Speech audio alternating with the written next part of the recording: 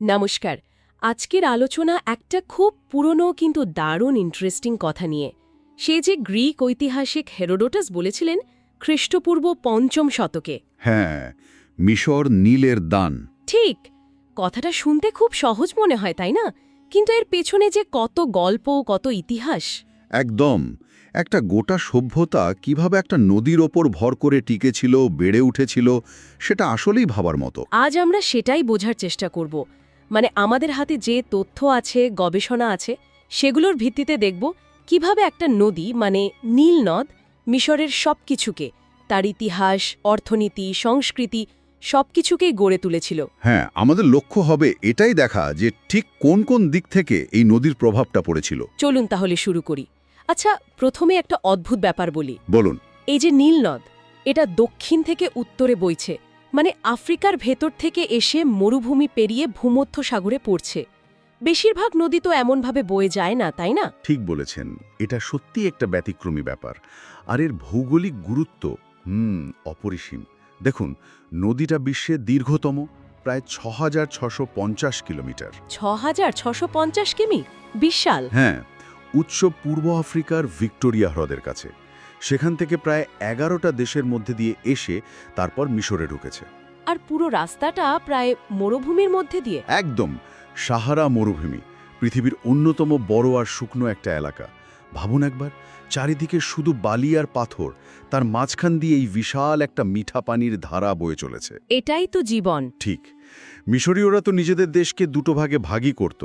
কেমেত মানে কালো মাটি, যেটা নদীর পাশের উর্বর জমি, আর দেশরেত মানে লাল জমি, মানে মরুভূমি। ও আচ্ছা, কেমেত আর দেশরেত। হ্যাঁ, এই কালো মাটিটাই ছিল সব। নদীটা না থাকলে হয়তো পুরোটাই লাল মরুভূমি হয়ে যেত। আর এই কালো মাটিতেই তো গড়ে উঠেছিল ওদের কৃষি, মানে প্রায় ৫,০০০ বছর আগে থেকে, তাই না? হ্যাঁ, আনুমানিক ৩,০০০ খ্রিস্টপূর্বাব্দ থেকে। আর এই কৃষিটা পুরোপুরি নির্ভর করত নীল নদের একটা বিশেষ জিনিসের উপর। বন্যা। হ্যাঁ, তার বার্ষিক বন্যা। তবে এটাকে আমরা এখনকার মতো বিপর্যয় ভাবলে ভুল হবে। মানে এটা ছিল একটা নিয়মিত, একদম ক্যালেন্ডার মেনে আসা ঘটনা। প্রতি বছর জুন মাস থেকে শুরু হতো, সেপ্টেম্বর পর্যন্ত চলত। নদীর জল বেড়ে ২ কুল ছাপিয়ে যেত। এটাকে ওরা বলতো আখেত, তাই না? বন্যার ঋতু। ঠিক। আর যখন বন্যার জল নেমে যেত অক্টোবরের দিকে, তখন ফেলে যেত টনের পর টন উর্বর পলিমাটি, কালো মাটি। এই মাটিটাই তাহলে কেমেত। হ্যাঁ, এই পলিমাটিতে আফ্রিকার উচ্চভূমি থেকে বয়ে আনা নানা খনিজ থাকত, মানে প্রাকৃতিক সার আর কি। এই সারের জোরেই ওরা মরুভূমির ধারে চাষবাস করতে পারত, যেখানে বৃষ্টি প্রায় হয়ই না। প্রকৃতি নিজেই যেন সব ব্যবস্থা করে দিত। অসাধারণ। কি কি ফলাতো ওরা মূলত? প্রধানত তো খাদ্যশস্য, গম আর বার্লি। এগুলো দিয়ে রুটি হতো, বিয়ারও তৈরি করত ওরা। রুটি আর বেয়ার, এটাই কি প্রধান খাবার ছিল? হ্যাঁ, বলা যেতে পারে দৈনন্দিন খাবারের ভিত্তি। এছাড়া ওরা প্রচুর শন বা ফ্ল্যাক্স চাষ করত, লিনেন কাপড় তৈরির জন্য। ওহ, লিনেন। মিশরের গরমের জন্য নিশ্চয়ই খুব আরামদায়ক ছিল। একদম, সুতির চেয়েও ভালো। তাছাড়া ধরুন ডাল, শিম, পেঁয়াজ, রসুন, শশা, তরমুজ, নানা রকম সবজিও ফলাতো। তার মানে খাবারের অভাব ছিল না। ঠিক তাই। এই যে খাদ্যের প্রাচুর্য, মানে প্রয়োজনের চেয়ে বেশি খাবার, এখানেই কিন্তু আসল ব্যাপারটা লুকিয়ে আছে। কি রকম? মানে এই অতিরিক্ত খাবার দিয়ে কি হলো? দেখুন, যখন একটা সমাজে সবার খাদ্যের চিন্তা থাকে না, মানে যথেষ্ট খাবার আছে, তখন মানুষ অন্য কিছু করার বা ভাবার সুযোগ পায়। আচ্ছা। এই বাড়তি খাবারটাই মিশরীয়দের মধ্যে বিভিন্ন পেশার জন্ম দিয়েছিল। সবাইকেই আর চাষ করতে হচ্ছিল না। কেউ কারিগর হলো, কেউ পুরোহিত, কেউ সৈন্য, কেউ লিপিকার বা রাজকর্মচারী। শ্রম বিভাজন যাকে বলে। হ্যাঁ, এই শ্রম বিভাজন থেকেই তো এলো জটিল সমাজ, শক্তিশালী শাসন ব্যবস্থা, মানে ফারাওদের রাজত্ব। আর ওই যে বিশাল বিশাল পিরামিড, মন্দির, সেগুলোর জন্য তো লোক লাগতো। তাদের খাবার? এই কৃষি উদ্বৃত্ত থেকেই আসত। হাজার হাজার শ্রমিক কাজ করত, তাদের সবার খাবার যোগান দিতে হতো। তো শুধু তাই না, বিজ্ঞান, গণিত, জ্যোতির্বিদ্যা, এগুলোর চর্চার জন্য তো একটা নিশ্চিত জীবন, একটু অবসর দরকার। ঠিক। খাদ্যের নিরাপত্তা না থাকলে এসব সম্ভব না। তার মানে এই কৃষিই ছিল সবকিছুর মূলে। অনেকটাই তাই। এই কৃষি বিপ্লবটা না হলে মিশরের ইতিহাস হয়তো অন্যরকম হতো। বোঝা গেল।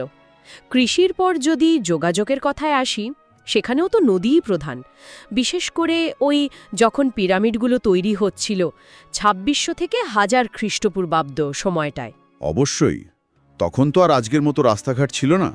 মরুভূমির মধ্যে দিয়ে যাওয়া ছিল খুবই কঠিন। সেখানে নীল নদী ছিল হাইওয়ে। বলতে পারেন তাই। দেশের প্রধান রাজপথ, উত্তর দক্ষিণ যাতায়াতের জন্য খুব সুবিধা ছিল। কিভাবে? পালতোলা নৌকোগুলো বাতাসের সাহায্য নিয়ে সহজেই উজানে মানে দক্ষিণে যেতে পারত, আবার উত্তরে আসার সময় স্রোতের টানে ভেসে আসত। শুধু মানুষ না, মালপত্র আনা নেওয়ার জন্য এটাই ছিল সেরা উপায়। ওই যে পিরামিডের বিশাল বিশাল পাথর, সেগুলোও কি নদীপথেই আসতো? নয় তো, আসওয়ান বা অন্য জায়গা থেকে গ্রানাইট, লাইমস্টোন ওসব বিশাল পাথর কেটে নৌকায় বা বার্জে করে বয়ে আনা হতো। ওজন তো অমছন ছিল নিশ্চয়ই। হ্যাঁ, কোনোটা নাকি ৫০-৬০ টন বা তারও বেশি। ভাবুন একবার, নদী ছাড়া এত ওজন এত দূর আনা প্রায় অসম্ভব। তারপর নদীর পাড় থেকে নদীর পার বা খাল কেটে যতটা সম্ভব স্ত্রৈকাজের কাছাকাছি আনা হতো। তারপর হয়তো স্লেজ বা অন্য কোনো উপায় টেনে নিয়ে যেত। শুধু পিরামিড কেন, মন্দির, মূর্তি, ওবেলিস্ক সবকিছুর জন্যই পাথর আসত নদী দিয়ে। এটা ছিল ওদের লজিস্টিক্সের শিরদাঁড়া। আর বাণিজ্য দেশের ভেতরে বা বাইরের সাথে? সেটার জন্য নদী। দেশের মধ্যেই বিভিন্ন অঞ্চলের মধ্যে জিনিসপত্র, যেমন ধরুন খাবার, পশু, মাটির পাত্র, এসব বিনিময় হতো নদীপথেই। আর বাইরে থেকে?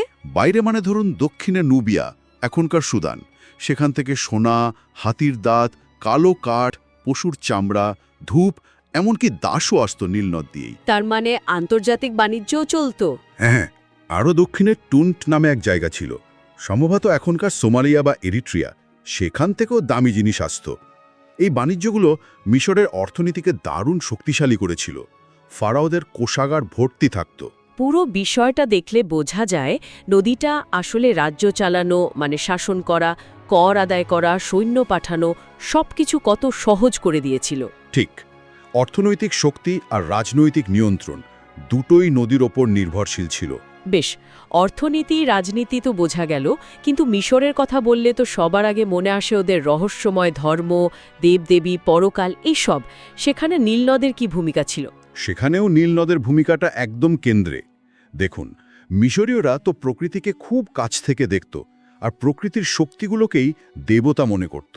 তা তো বটে। যেহেতু নীল নদী জীবন দিত, তাই তারা নদীকে পুজো করত, দেবতা বানিয়ে ফেলেছিল।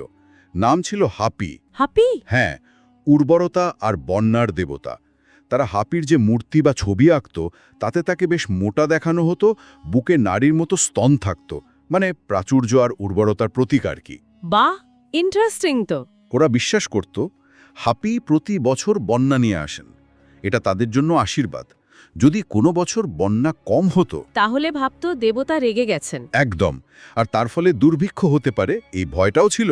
তাই হাপিকে খুশি রাখতে পুজো আর্চা চলত, গান লেখা হতো তার নামে। তার মানে বন্যাটা নিছক প্রাকৃতিক ঘটনা ছিল না ওদের কাছে, একটা ঐশ্বরিক ব্যাপার ছিল। হ্যাঁ, অনেকটাই তাই। আর ওদের যে ক্যালেন্ডার ৩৬৫ দিনের বছর, সেটার পেছনেও তো ছিল নীলনদ। ও হ্যাঁ, ওটা কিভাবে? ওরাই তো সম্ভবত প্রথম সৌর ক্যালেন্ডার বানায়। ওরা বছরটাকে ৩টে ঋতুতে ভাগ করেছিল নীলনদের চক্র অনুযায়ী। ৩টে ঋতু? হ্যাঁ, আখেত মানে বন্যা, পেরেত মানে যখন জল নেমে গেছে, বীজ বোনা হচ্ছে, ফসল বাড়ছে, আর শুকনো মানে ফসল কাটার সময়, আর শুকনো গরমকাল। প্রত্যেকটা ঋতু ৪ মাস করে। বাহ, পুরো জীবনটাই নদীর ছন্দে বাঁধা। ঠিক, এই ক্যালেন্ডার দেখে ওরাও চাষবাস করত, কর ঠিক করত, ধর্মীয় উৎসবের দিন ঠিক করত। খুব নিখুঁত ব্যবস্থা ছিল। ওরা আকাশের তারা দেখেও বন্যা আসার সময়টা বুঝতে পারত। সিরিয়াস বা লুব্ধক নক্ষত্রটা ঠিক বন্যার আগে আগে আকাশে দেখা যেত। আশ্চর্য, সবকিছু কি নিবিড়ভাবে যুক্ত। আচ্ছা, এই যে নদীকে ঘিরে এত বিশ্বাস, এত নিয়ম, এটা কি ওদের সমাজ বা শাসনকেও প্রভাবিত করেছিল? মানে এই বিশ্বাসগুলো কি রাজাদের বা ফারাওদের কোনোভাবে সাহায্য করত? খুব ভালো প্রশ্ন। দেখুন, যখন কোনো কিছুকে পবিত্র বা ঐশ্বরিক মনে করা হয়, তখন তার সঙ্গে যারা যুক্ত বা যারা সেটা নিয়ন্ত্রণ করে, তারাও তো এক ধরনের ক্ষমতা পায়, তাই না? হ্যাঁ, তা তো পায়। ফারাওকে মনে করা হতো দেবতার প্রতিনিধি, এমনকি জীবন্ত দেবতা। যেহেতু বন্যাটা দেবতার আশীর্বাদ, তাই ফারাওয়ের একটা বড় দায়িত্ব ছিল দেবতাদের খুশি রাখা, যাতে ঠিক সময়ে বন্যা আসে। আর বন্যা হলে সেটার সুফল যাতে সবাই পায় সেটাও দেখা। হ্যাঁ, কিছু মন্দিরে নীলোমিটার থাকত, মানে বন্যার জল কতটা উঁচুতে উঠছে সেটা মাপার যন্ত্র। এই মাপ দেখে পুরোহিতরা বলে দিতে পারত সে বছর ফসল কেমন হবে। সেই অনুযায়ী কর ঠিক করা হতো।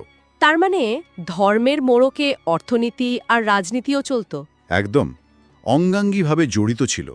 ফারাওয়ের ক্ষমতা অনেকটাই নির্ভর করত তিনি কতটা সফলভাবে এই প্রকৃতির দানকে ব্যবহার করতে পারছেন, বা অন্তত লোকেদের সেটা বোঝাতে পারছেন তার ওপর। বেশ জটিল ব্যবস্থা। এবার যদি রাজনৈতিক ঐক্যের কথায় আসি, মিশর তো অনেক দিন ধরে একটা ইউনিটো দেশ ছিল। সেই যে ৩১০০ খ্রিস্টপূর্বাব্দে ফারাও নারমার বা মেনেস উচ্চ আর নিম্ন মিশরকে এক করেছিলেন। হ্যাঁ, সেই বিখ্যাত ঘটনা। সেই একত্রীকরণে কি নীল নদের কোনো ভূমিকা ছিল? সরাসরি না হলেও পরোক্ষভাবে ছিল, এবং সেটা খুবই গুরুত্বপূর্ণ। কি রকম? প্রথমত দেখুন, মানুষ তো বাস করত নদীর দুই পার বরাবর একটা লম্বা কিন্তু সরু এলাকা জুড়ে। এই এলাকাটা নিয়ন্ত্রণ করা তুলনামূলকভাবে সহজ, কারণ সব যোগাযোগ, জীবনযাত্রা সবই নদীকেন্দ্রিক। যে নদী নিয়ন্ত্রণ করবে সে পুরো দেশ নিয়ন্ত্রণ করবে, ব্যাপারটা এরকম। অনেকটা তাই। দ্বিতীয়ত, নদী বরাবর একই রকম চাষবাস, একই জীবনযাত্রা, এটা একটা সাংস্কৃতিক মিলও তৈরি করেছিল, যা হয়তো এক হতে সাহায্য করেছিল। আচ্ছা। আর তৃতীয়ত, যেটা আগেও বলছিলাম, নদী দিয়ে খুব তাড়াতাড়ি সৈন্য পাঠানো যেত, খবর পাঠানো যেত। ধরুন কোথাও বিদ্রোহ হলো, সেটা দমন করতে বা রাজ্যের অন্য প্রান্তে কোনো নির্দেশ পাঠাতে নদী খুব কাজে দিত। তার মানে নীল নদী ছিল সেই সুতো যা দুটো মিশরকে একসাথে বেঁধে রেখেছিল, একটা শক্তিশালী রাষ্ট্র বানিয়েছিল। হ্যাঁ, বলা যেতে পারে। একটা এত বড় সাম্রাজ্য টিকিয়ে রাখার জন্য যে নিয়ন্ত্রণ দরকার, যে যোগাযোগ দরকার, সেটা নীলনদ ছাড়া হয়তো সম্ভবই হতো না। তাহলে তো সব মিলিয়ে এটাই দাঁড়াচ্ছে যে ভূগোল, কৃষি, পরিবহন, বাণিজ্য, ধর্ম, রাজনীতি, মিশরের এমন কোনো দিক নেই যেখানে নীল নদের প্রভাব পড়েনি। সেই হেরোডোটাসের কথাই যদি আবার ফিরে যাই। হ্যাঁ, হেরোডোটাস যখন এসেছিলেন খ্রিস্টপূর্ব ৫ম শতকে, তিনি তো খুব খুঁটিয়ে সব দেখেছিলেন। তিনি নিশ্চয়ই বুঝেছিলেন যে এই দেশটা আসলে মরুভূমি, বৃষ্টি হয় না, অথচ কি বিশাল এক সভ্যতা এখানে। তিনি নিশ্চয়ই দেখেছিলেন মানুষ কিভাবে নদীর ওপর বেঁচে আছে। হ্যাঁ, কিভাবে নদী দিয়ে যাতায়াত করছে, কিভাবে নদীর জন্য পুজো করছে। এই সব কিছু দেখেই তো তিনি ওই কথাটা বলেছিলেন, মিশর নীলের দান। তিনি বুঝেছিলেন নদীটা শুধু সাহায্য করেনি, নদীটা মিশরকে তৈরি করেছে। নদীটা না থাকলে ওই জায়গায় এরকম একটা সভ্যতা হাজার হাজার বছর ধরে টিকে থাকা এটা প্রায় অসম্ভব ছিল। আজকের এই আলোচনা থেকে তো সেটাই স্পষ্ট হলো। হেরোডোটাস একদম ঠিক ধরেছিলেন। একদম। নীল নদ শুধু জল দেয়নি, পলি দেয়নি, দিয়েছে খাবার, যা থেকে সমাজ তৈরি হয়েছে, দিয়েছে পথ, যা দিয়ে বাণিজ্য চলেছে, শাসন চলেছে, দিয়েছে বিশ্বাস, যা সংস্কৃতিকে রূপ দিয়েছে, আর দিয়েছে রাজনৈতিক ঐক্যের ভিত্তি। এক কথায় একটা নদী একটা গোটা সভ্যতাকে জন্ম দিয়েছে, আবার তাকে লালনও করেছে। ইতিহাসবিদরা আজও তাই বলেন, মিশর সত্যিই নীলের দান। ঠিক। একটা শুকনো মরুভূমিকে ইতিহাসের অন্যতম সেরা সভ্যতার জন্মস্থান বানিয়ে দিয়েছিল এই নদী। এর চেয়ে বড় দান আর কি হতে পারে? আমাদের আলোচনা প্রায় শেষ, তবে শেষে একটা প্রশ্ন বা ভাবনা রেখে যেতে চাই। বলুন।